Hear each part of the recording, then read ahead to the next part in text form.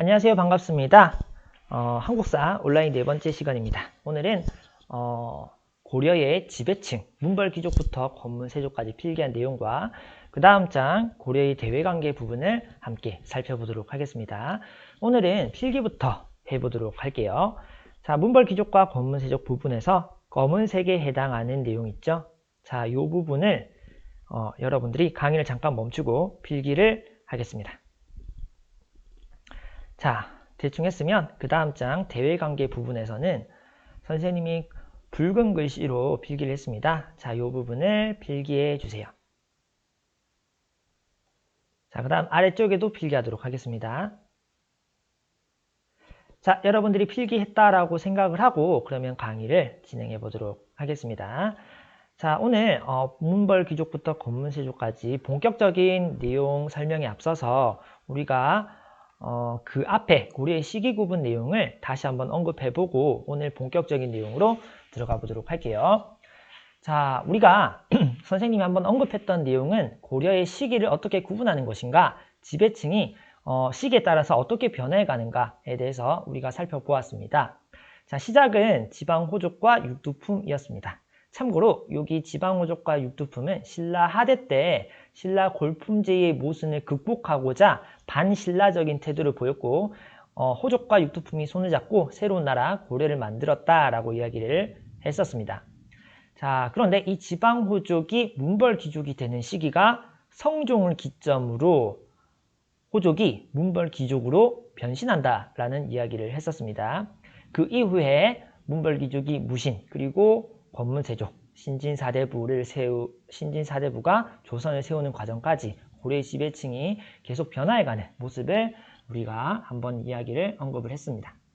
자, 그 다음 국제정세 이야기를 한번 했었는데 우리나라는 고려가 등장할 무렵에 당시 중국은 중국의 역대 왕조 중에서도 가장 군사력이 취약했던 송나라였습니다. 자, 군사력이 취약해서 우리나라와 중국 북쪽에 있던 유목민족들이 크게 활기를 치던 그런 시기였습니다.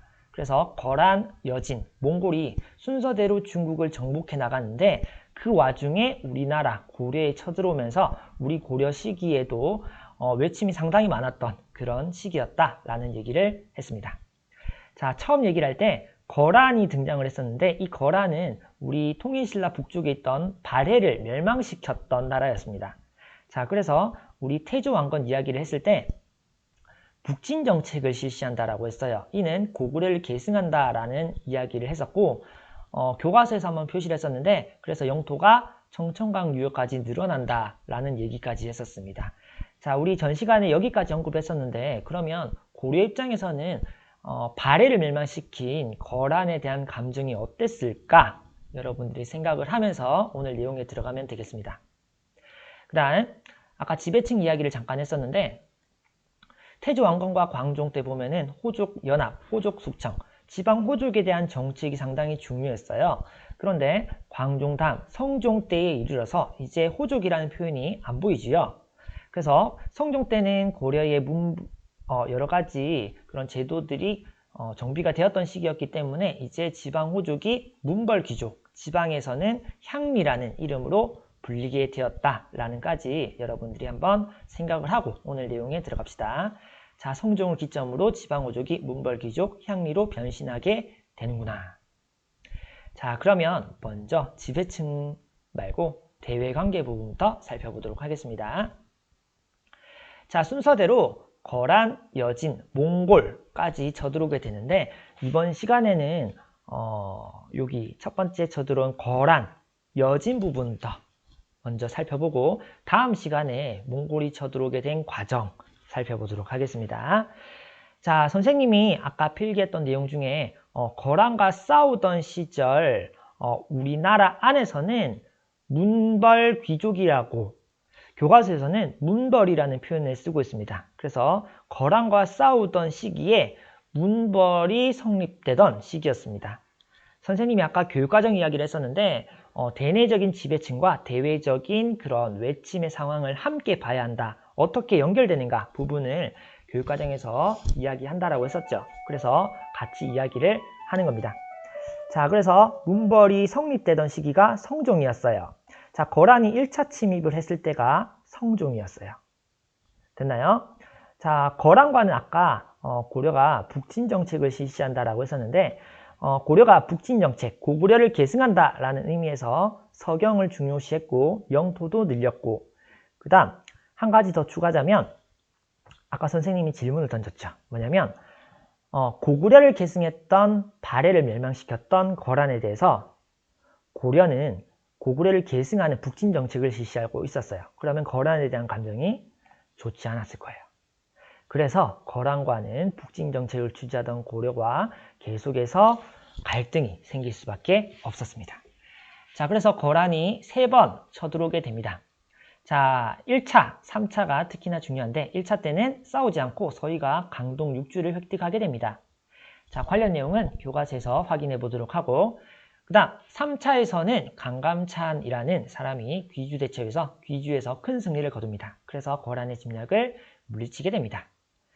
자, 여기까지 거란에 대한 침략 그리고 격퇴 부분인데 여기 거란이 쳐들어올 때 대장경을 만들었다라는 부분, 요거는 문화에서 자세히 설명하는데 조는 만들다라는 뜻인데 조는 처음이란 뜻이에요. 처음 만든 대장경이라는 뜻입니다. 거란의 침략을 물리치기 위해서 당시 고려는 불교 사회였기 때문에 대장경을 만들었다라는 것. 그 다음 3차 침입 이후에 천리장성을 쌓으면서 북방 유목민족들의 침입에 대비하는 그런 모습을 보였습니다. 자, 여기까지인데 질문이 있습니다. 자, 천리장성은 한번 등장을 했었어요. 이미. 언제 등장을 했냐면 고구려 시기입니다. 고구려 시기에 당나라의 침략을 막기 위해서 천리장성을 쌓았다. 고구려의 천리장성 외에도 고려의 천리장성이 있습니다. 위치는 지도에서 확인해 보도록 할게요. 자, 거란의 침략을 고려가 물리쳤다라는 겁니다. 자, 이 부분이 어떻게 대내적인 그런 영향을 가져오게 되었는가 적어주세요. 자, 대외적인 영향은 중국이 당시 힘이 약했던, 군사력이 약했던 송나라였는데 항상 북쪽의 거란족의 침략에 시달렸어요. 그런데 거란의 침입을 고려가 대신 막아주게 된 겁니다. 그래서 세 나라 사이에 어떤 한 나라가 강한 나라가 될 수 없었던, 자, 이것을 우리는 세력 균형이라고 얘기를 합니다. 그래서 세 나라 간의 세력 균형이 이루어지자 평화가 찾아오게 되었어요. 동아시아에. 자, 그 다음 대내적인 상황입니다. 자, 이런 안정된 상황을 기반으로 문벌사회, 문벌 귀족이라 일컫던 문벌들이 안정적인 지배가 이루어지는 사회가 되었습니다.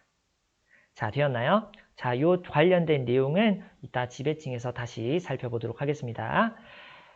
자, 그 다음 문벌사회가 잘 나가다가 시간이 흐름에 따라서 이제 이 문벌사회가 동요, 모순 또는 지배층이 분열하는 그런 모습을 보인다고 교과서 표현대로 되어 있습니다. 자, 요 시기가 여진이 쳐들어오던 시기였습니다. 자, 보도록 할게요. 자, 여진이 계속해서 우리나라에 쳐들어오게 되자 윤관이라는 사람이 별무반을 만들어서 여진을 정벌합니다. 그래서 우리나라 동북쪽에 9개의 성을 쌓아요. 요거를 동북구성이랍니다. 자, 이렇게 여진의 침략을 물리쳤는데 자, 여기서부터 이제 대내적인 지배층 이야기가 시작됩니다. 잘 들어주세요. 자, 동북구성은 근데 1년 만에 반환합니다. 이유는 교과서에서 수비가 어려웠다. 그 다음 여진이 쳐들어오지 않겠다. 그리고 계속해서 요구했어요. 그래서 돌려주게 됩니다. 그런데 이 여진이 점점점 성장하더니만 나중에 중국의 북쪽을 먹으면서 금나라가 됩니다. 그리고 힘이 세지자 우리나라한테 오히려 군신관계를 요구합니다. 군신관계란 임금군 신하신, 그래서 자기네가 임금, 우리가 신하 관계를 맺자라고 얘기를 하게 되죠. 자, 예전에 같으면 거란과 이렇게 싸우던 고려였는데 지배층에서 변화가 나타납니다. 당시 이자겸이라는 사람이 소수 힘있던 문벌 가문이었습니다. 자, 이자겸이라는 사람이 어떤 행동을 했냐면 4대 관계를 수락하자라고 이야기를 합니다. 자, 그래서 우리가 국초부터 북진정책을 추진하고 있었는데 이 북진정책이 큰 타격을 받게 됩니다. 자, 그러면 이자겸이라는 사람은 도대체 왜 4대 관계를 수립하자라고 이야기를 했냐면 먼저 첫 번째는 대외적인 이유에서는 전쟁을 막기 위해서였다라고 생각할 수 있고, 그 다음 이 부분은 우리가 대내적인 지배층과 연결지어 생각을 해야 된다라고 이야기를 했었죠. 바로 이자겸 자신의 정권 유지, 이것을 위해서 4대 관계를 수락했다라는 겁니다. 됐나요? 자, 이렇게 대내적인 부분, 대외적인 부분이 서로 연결되어 있구나라는 것들을 우리가 계속해서 확인하면서 넘어가도록 할 겁니다. 자, 그 다음 이자겸의 난 이후에 나중에 묘청의 서경천도 운동이 벌어지게 됩니다. 그래서 고려 중기 때 굉장히 어수선한 상황이 연출되는데 이 자세한 내용은 이따 지배층에서 보도록 하고, 아무튼 간에 이자겸과 묘청의 서경천도 운동, 그리고 묘청의 난이 벌어지는 당시 상황은 문벌사회가 이제 모순되고 동요되는 그런 상황에서 이런 일들이 일어났다라는 겁니다. 대외적으로는 여진이죠. 금나라와 군신관계를 맺자라고 했는데 여기서 우리 고려 내부에서 갈등이 생깁니다. 군신관계를 맺어야 되느냐, 맺으면 안 되느냐. 그 다음 대내적으로는 소수 문벌 가문들이 권력을 독점하면서, 그리고 지방에 있던 새로운 관리, 신진 관리들이 문벌은 음서를 통해서였는데 신진 관리들은 과거를 통해서 성장하면서 지배층들이 분열하고 뭔가 문벌 사회가 모순이 폭발하기 시작하고 동요하는 모습을 띠게 됩니다. 되었나요? 자, 선생님이 설명하려고 했던 내용들은 초반에 거란과 싸웠을 때 나중에 금나라와 4대 관계를 맺었던 모습이 굉장히 차이가 나게 되는데, 이는 지배층의 그런 변화의 모습과도 연결된다라는 부분이었습니다. 자, 선생님이 설명했던 내용들을 서로 연결시켜서 잘 살펴볼 수 있도록 합니다. 자, 대외관계는 여기까지 보도록 하고 지배층으로 넘어갈게요. 자, 문벌 귀족부터 시작해 보도록 하겠습니다. 자, 교과서 표현으로는 문벌이라고 되어 있습니다. 문벌은 이라고 지칭하고 있습니다. 기존의 문벌 귀족을 지칭하는 표현입니다. 자, 그런데 아까 대외관계에서 봤듯이 이 문벌 귀족이 제대로 성립하는 것은 어떤 나라의 침입을 격퇴한 이후냐면 바로 거란의 침입을 격퇴한 이후에 본격적으로 문벌 사회가 등장했다라는 겁니다.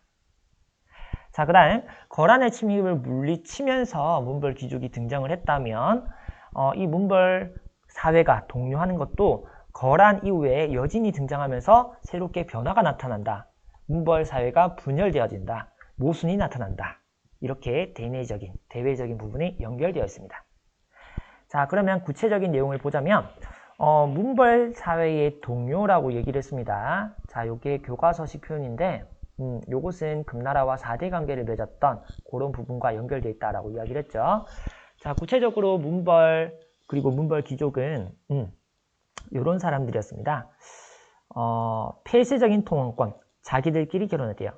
그 다음 음서, 선생님이 전에 설명을 했었는데 과거 제도가 시험을 통해서 능력을 발휘할 수 있는 기회였다면 음서는 관리가 되는 방법 중에 아빠가 그냥 높은 신분이면 바로 관리가 될 수 있었어요. 그 다음 공음전, 전은 땅을 가리키는데 공음전은 아빠가 높은 관리야. 문벌 귀족이면 결국은 그냥 땅을 물려받을 수 있는 겁니다. 그래서 음서든 공음전이든 음이라는 글자가 보이죠.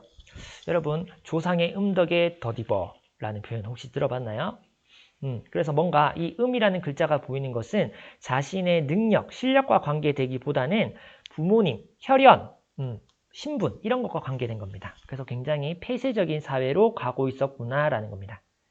아이러니하게도 신라 하대 때 골품제죠. 골품제의 모순, 뭔가 폐쇄적인 사회를 뭔가 비판하면서 등장했던 지방호족과 육두품들이 나중에 문벌 귀족이 되었지만 문벌 귀족, 소수의 문벌 귀족들도 결국 폐쇄적으로 변하고 있는 그런 모습을 여기서 살펴볼 수 있었어요. 자, 그러면 이야기를 다시 진행해 보자면 이런 모순들이 더 심화되는 그런 사건이 두 가지가 일어납니다. 그것이 이자겸의 난과 묘청의 서경천도 운동입니다. 자, 그럼 이자겸의 난부터 보자면 이자겸이란 사람은 3명의 딸을 2명의 임금에게 시집 보내면서 당시 왕보다 더 권력이 강했던 사람이었어요.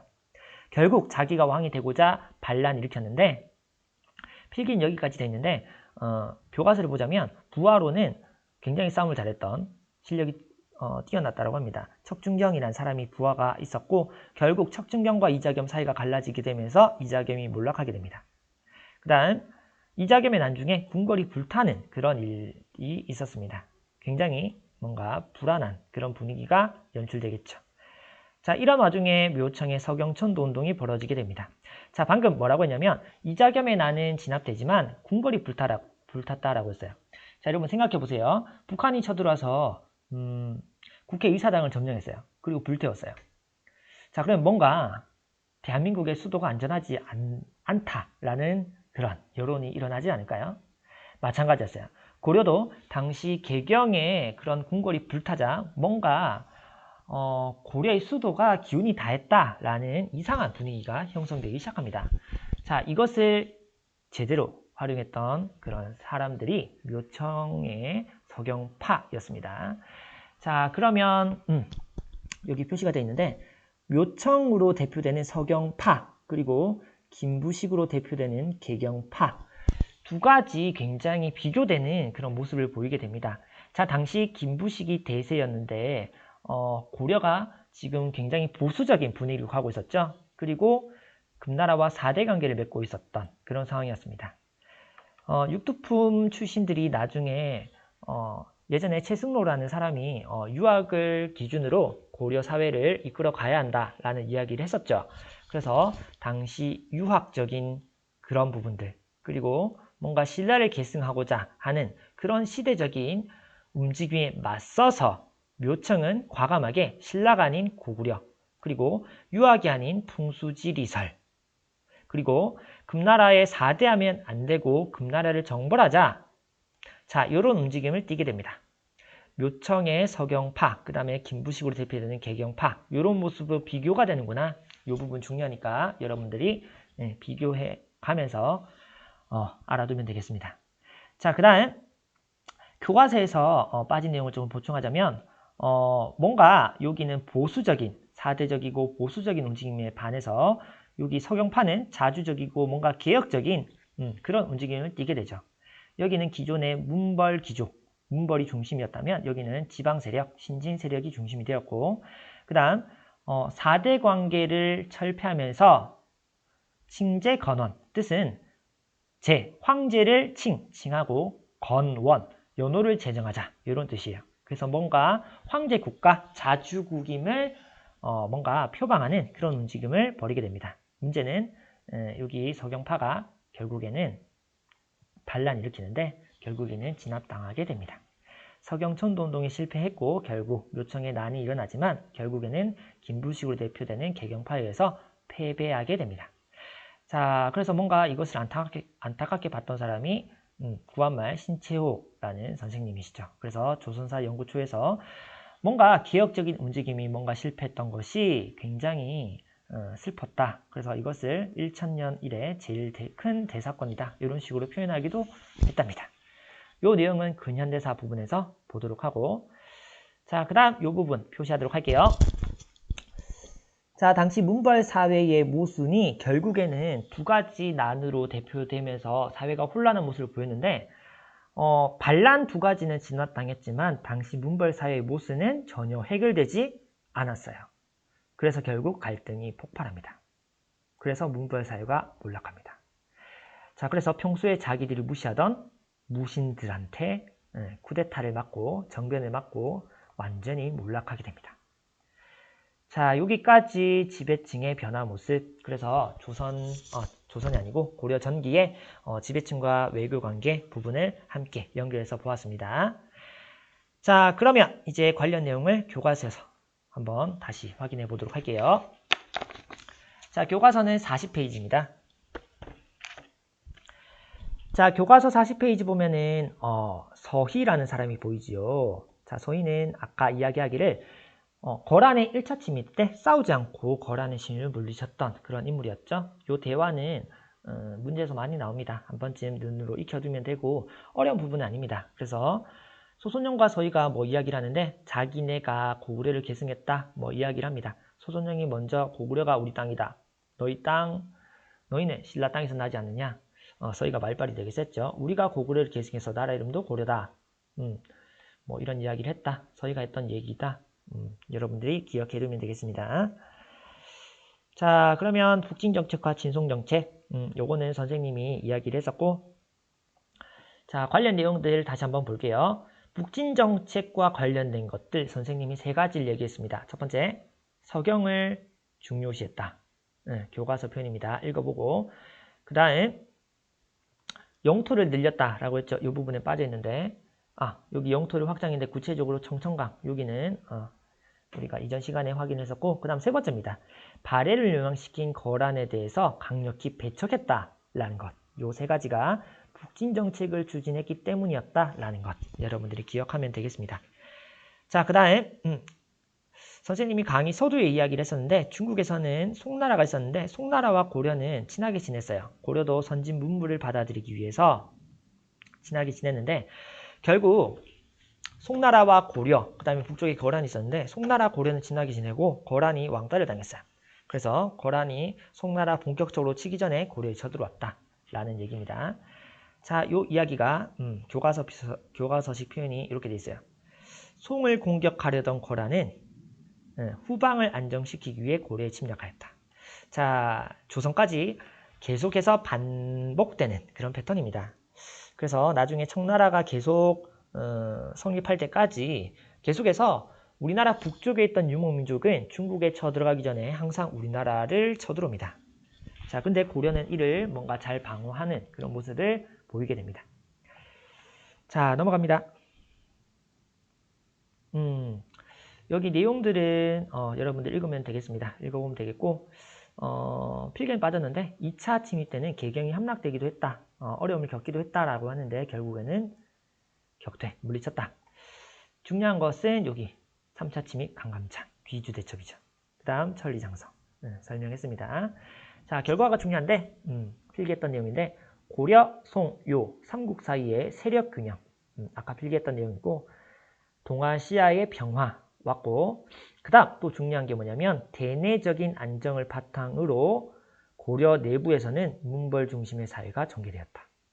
선생님이 강조했던 내용이었습니다. 자, 그 다음 지도를 봐야 되는데 서희가 외교단판 지었던 그 다음에 강감찬의 귀주대첩이 여기에 해당합니다. 서희가 차지했던 강동 6주 뜻은 압록강 동쪽에 6개의 주 세보면 6개입니다. 그래서 압록강 동쪽에 6개의 주 됐나요? 위치 확인하고 그 다음 거란의 침략을 물리치고 나서 천리장성 쌓았다라고 했죠. 천리장성이 이렇게 됩니다. 그래서 서희의 외교단판을 통해서 영토가 원래 청천강이었다가 압록강까지 늘어나게 되었습니다. 다시요. 자, 지금 영토 한번 정리해 보도록 할게요. 통일신라 때 당나라와 국경선이 어디였냐면 대동강 유역이었어요. 평양이 있던 대동강이었는데 고려 태조 왕건이 북진정책을 실시하면서 청천강까지 영토가 늘었다라고 했습니다. 청천강이 여기가 대동강인데 강 하나가 더 늘어나요. 여기입니다. 청천강이 늘어났다가 서희가 강동 6주를 획득하면서 압록강까지 영토가 늘어났어요. 자, 이렇게 정리하면 되겠습니다. 자, 그 다음 페이지 넘어갑니다. 자, 이 부분은 자, 이야기를 했었죠. 호족과 육두품들이 새로운 지배층, 문벌을 형성했다. 자, 문벌은 과거 음서, 특히나 음서를 통해서 그리고 공음전을 통해서 그리고 왕실, 다른 문벌과 중첩된 혼인관계를 통해서 자기네들끼리 권력을 독점했구나 라는 이야기입니다. 됐나요? 자, 그 다음에 자, 이 문벌 중심의 사회는 거란의 침략을 격퇴한 이후 본격적으로 형성되었다 이야기를 했었죠. 그 다음 뭔가 안정을 계속 누리다가 여진이 성장하면서 문벌 사회 내부의 분열이 일어났다. 선생님이 강조하고 있습니다. 자, 그 다음 넘어가서 선생님이 여기 단어를 따온 겁니다. 문벌 사회가 동요했다. 또는 뒤에 보면 모순점이 드러났다. 아래 보면은 지배층이 분열했다. 라는 표현이 보입니다. 자, 윤관의 별무반, 동북구선 점령. 여러분 확인하면 되겠고 그 다음 필기를 했었는데 1년 만에 돌려준다라고 이야기를 했죠. 두 가지 이유였었는데 방어가 어려웠다. 두 번째, 여진이 조공을 약속하면서 요청했다. 그래서 돌려주었다. 자, 그 다음 그 후에 금을 세우고 고려에는 군신관계를 요구했다. 이야기를 했었습니다. 그런데 당시 집권자였던 이자겸은 두 가지 이유, 전쟁을 피하고 정권을 유지하기 위해 요구를 수용했다. 4대 관계를 수록합니다. 이로써 무력 충돌은 피했지만 북진 정책은 타격을 받았다. 자, 선생님이 필기를 했던 내용입니다. 자, 이 무렵 안정을 누리던 문벌사회가 모순을 드러냈다. 금과 군신관계를 맺는 문제로 갈등이 생겼다. 필기했었죠. 자, 그 다음 지배층 내부에서도 분열이 일었다. 문벌이 권력을 독점했다. 그 다음 과거로 중앙에 진출한 신진관리들이 뭔가 반감을 가졌다. 이러한 상황에서 이자겸과 묘청의 난이 일어났다. 네, 선생님이 아까 내용을 다 이야기를 했던 내용이었습니다. 자, 그 다음에 여기 볼게요. 첩경입비도인데 요거는 요런 모습인데 가끔 시험에 나오기도 합니다. 각종 시험에서 나오니까 요것이 뭐냐면 윤관이 동부 구성 쌓았을 때 뭔가 비석을 세우는 모습이었구나. 여러분들이 그것만 그냥 체크해 두면 되겠습니다. 자, 다음 장 넘어갈게요. 자, 그래서 이제 지배층 이야기입니다. 자, 선생님이 이자겸이 딸 3명을 임금 2명에게 시집 보냈다라고 이야기를 했었죠. 그래서 결과적으로 인종 입장에서는 이자겸이 부인의 아버지이자 그 다음에 어머니의 아버지죠. 그래서 외할아버지이자 관계가 어떻게 되죠? 장인어른 이렇게 되죠. 그래서 뭔가 중첩된 그런 문벌 귀족의 혼인 모습을 살펴볼 수도 있습니다. 여기 부분은 선생님이 교과서 다 표시하면서 같이 따라가 보도록 할게요. 자, 방금 이야기를 했습니다. 이자겸은 딸 3명을 예종과 인종에게 거듭 시집 보냈다. 왕을 능가하는 권력을 휘둘렀다. 자, 그래서 얘네들이 이자겸, 결국 신진관리들 이자겸을 견제하려고 했었고, 이자겸은 스스로 왕이 되기 위해서 척준경과 함께 난. 하지만 아까 얘기했죠? 척준경에 의해서 제거되었다. 라는 얘기. 척준경도 나중에 쫓겨납니다. 자, 그 다음 난의 결과인데 난은 진압되었지만 사회는 더 어수선해집니다. 궁궐이 불타기도 하고요. 궁궐이 불타면서 수도를 옮기자라는 운동이 벌어지게 되죠. 그게 묘청으로 대표되는 서경 세력, 서경천도 운동입니다. 자, 묘청 등 서경 세력은 풍수지리설, 서경천도를 주진, 징제건원. 여기 설명이 있습니다. 금국을 정벌하자. 자, 여기랑 반대되는 모습이 보수적인 개경파였습니다. 여기가 반대해서 결국 서경천동이 실패했고 반란이 일어났는데 결국에는 실패하게 됩니다. 자, 여기 반란 일어나는 지역 눈으로 한번 봐두면 되겠습니다. 자, 그 다음에 김부식에 의해서 진압되게 되었다. 김부식은 개경파의 대표적인 인물이었죠. 자, 그 다음에 이 부분 한번 읽어보면 되겠고 결국 두 가지 난은 수습되었지만 문제는 이런 모순점들이 전혀 해결되지 않았다 라는 겁니다. 결국 무신정변이 일어나면서 문벌 사회는 완전히 몰락하였다. 자, 그 다음 대외정책이 변합니다. 거란, 금, 여진이죠. 그래서 처음에 거란과 굉장히 3차에 걸쳐서 치열하게 싸웠던 반면에 금나라와는 4대 관계를 수락하는, 그래서 시대 분위기가 굉장히 보수적으로 변하는, 이때 들어서는 그렇죠. 문벌 사회가 동요하는 모습이었고 이때는 뭔가 문벌이 처음 형성되는 그런 시점이었습니다. 이때는 북진정책이 활발하게 추진되었고 이때는 북진정책이 완전히 좌절된 그런 모습이었습니다. 관련 내용은 여러분들이 읽어보면 되겠습니다. 자, 여기까지 해서 지배층과 선생님이 대외관계를 서로 좀 엮어가면서 설명해 보려고 했습니다. 여러분들이 그 과정에 나타나듯이 이거 두 가지를 서로 연결하면서 파악하는 것이 무엇보다 중요하다는 점 마지막으로 강조하면서 오늘은 여기까지 하도록 하겠습니다.